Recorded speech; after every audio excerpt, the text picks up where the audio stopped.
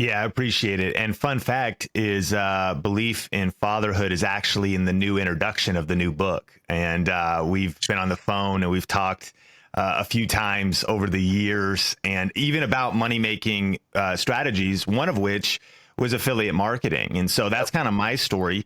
I started shooting video back in 2003 for my local church. And so YouTube hadn't even started yet. I was editing video. My youth pastor gave me a camera and Adobe Premiere and said, hey, start making videos for your youth ministry for this, our youth ministry. And they were terrible. I mean, Anthony, these of course were the worst videos ever, which I think is important for people to consider. They're wondering like, hey, you know, what if I start YouTube and I'm kind of nervous and if I punch fear in the face and I press record, but if I do that, what if my first videos kind of suck? And here's my promise to you. They will. Like, they're going to be terrible. Like, I mean, I'm not going to encourage you and say something different. Like, you kind of got to get through that challenging season, that season where you're a little bit awkward. You're not quite, you haven't developed your voice. And so luckily for me, I was doing that again years before YouTube started. And then honestly, the first YouTube channel I started was in 2007 for my local church, which is crazy because we were an hour north of Seattle, small church. It was a gift of God that the pastor had the vision. I didn't even have the vision to kind of lean towards social, lean towards media, but that gave me the experience in the trenches figuring this stuff out. So really speeding ahead in terms of how to make this, practical and to earn money from it, because my background was now in video and I'd been studying cameras and now lenses and how do you edit and lighting and video production because I was making church video announcements for my local church. And, I started to make videos reviewing products, essentially talking about the cameras or the gear or the tips. Hey, you need to buy a lens for your camera. Here's your 3 options. If you use this one, it's going to look this way. If you use this one, it's going to make it you look a little bit, the shutter will be wider, but it'll stretch your body kind of weird. If you use this one, it'll be the most flattering. And as I made these videos, I learned that you can have links to the products that you're talking about in the YouTube description, which is kind of like a mini blog post below your video. And when someone clicks on those links, then ultimately you get a commission, you get paid on that link. And back in the day, the co-author of the book, Benji Travis, his wife was doing beauty. So she was doing like lipstick and makeup, and she's doing different stuff. She was talking about hair and armpits and different products you could use and all kinds of stuff, but she'd have links to these products, and then again, she'd make a commission. And I'll never forget, Anthony, people saying, how much money can you make? The first time Amazon.com paid me for recommending products, I made $2.12. Now, I bet, you're listening to this, you're like, well, I thought you were talking about how to go full time. And I mean, obviously, that didn't even pay for 1/3 of my, caramel macchiato at Starbucks. But ultimately, what it did was it showed me that it was possible. That was $2.12 more than my neighbors had made online back in 2010. And it was proof of concept because I was like, man, this is real. I was like, literally money just transferred hands. So then my question was, can I make this $20? Could I make this $200 a month? Could I make this $2,000?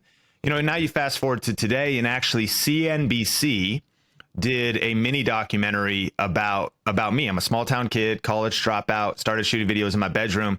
And I made almost $40,000 in 1 month just from talking about tech and cameras online. And while that's extraordinary for me, you said, is this practical? It's extremely practical. What I'd even encourage more is it's really practical for just regular everyday people making an extra $500 a month, making an extra $350 a month, making an extra $7,000 a month. And there's so many different ways. We can't even get into all of them. There's so many different ways to make money. But there's, like Dr. Eye Health. He's an eye doctor who wanted kind of freedom from that 9 to 5. And so I look at his channel. He's got 500,000 subscribers now. When he first discovered our stuff, he was at 0. And he talks about like contact lenses and eye drops and vitamins for your eyes. And at scale, he's making $30K a month and he's hiring a team.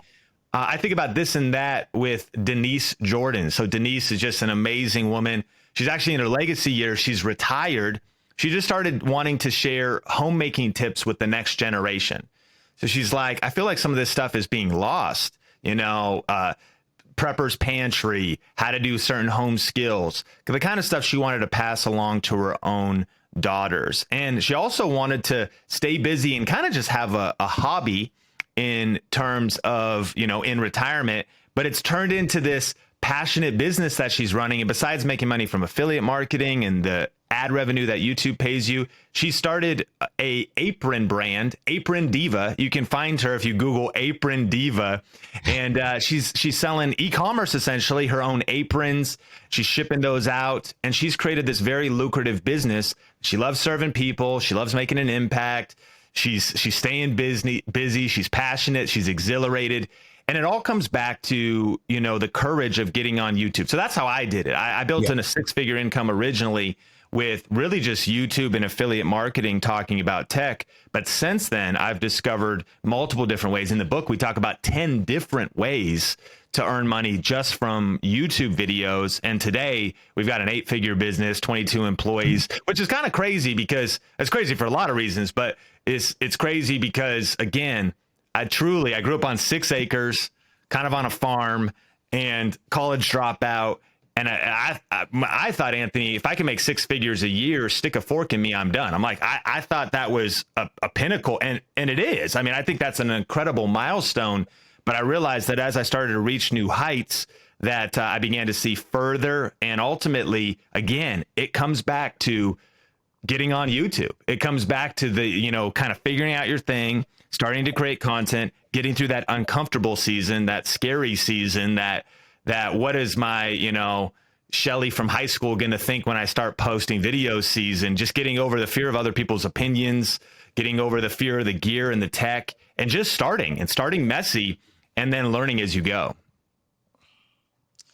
I don't want people to skip what you said, John. You went from making $2 on Amazon to 6 figures a year to now building, I would definitely say, the leading voice when it comes to launching YouTube, an 8-figure business, 22 employees. And I've met quite a few of your team members, man, and you're even building an amazing culture of people around you. And I just love that. So I really want y'all to really soak that in. Building a YouTube business is definitely impactful, and it's definitely worth it. So I'm gonna ask you this question. Me and you talked about this before, like me and you was recently at a camp, at a mastermind that we're a part of, a Christian mastermind. I want y'all to know this man is a saved brother. And that's why I rock with Sean. Not only is he just stupid smart when it comes to YouTube, and making money, but he loves the Lord with all of his heart. And I love that about Sean. But Sean, when people ask you, what do you do? People ask me, what do I do? And I sometimes I don't like saying the word I'm an influencer because there's so many negative thoughts around being an influencer. So I just tell people I'm a speaker and an author and I have a show, right? But for people who are watching this show saying, man, yeah, I like this, Sean. I want to get your book, and we're going to drop the Amazon link, which would be my affiliate link to my brother's book, because I'm getting those affiliate pays out too. So we're going to do that. But to those people saying, you know what, I don't like the term influencer. Is the term influencer a bad term? Should we tell people we're a YouTuber? Like, what's the correct thought process behind that influencer, YouTuber? Or do you just say you're an entrepreneur? Yeah, I actually have studied this a lot. We've surveyed our audience. I think there's some vernacular that would serve people, and I think you can pick one. I think your options, you've got influencer, you've got YouTuber, you've got YouTube creator, which sounds a little bit different. You've got content entrepreneur, you've got youpreneur. My friend Chris wrote a book, and I think that my favorite is kind of the content entrepreneur. There was a study done by the Tilt that was sort of identifying, and then you've got, the creator economy. You're a creator in the creator economy, and that content entrepreneurs are kind of a new form of entrepreneur. If you also might say small business owner or entrepreneur that uses YouTube to market your business. So in that case, YouTube is a content marketing strategy as opposed to, in a way, the central thing in and of itself.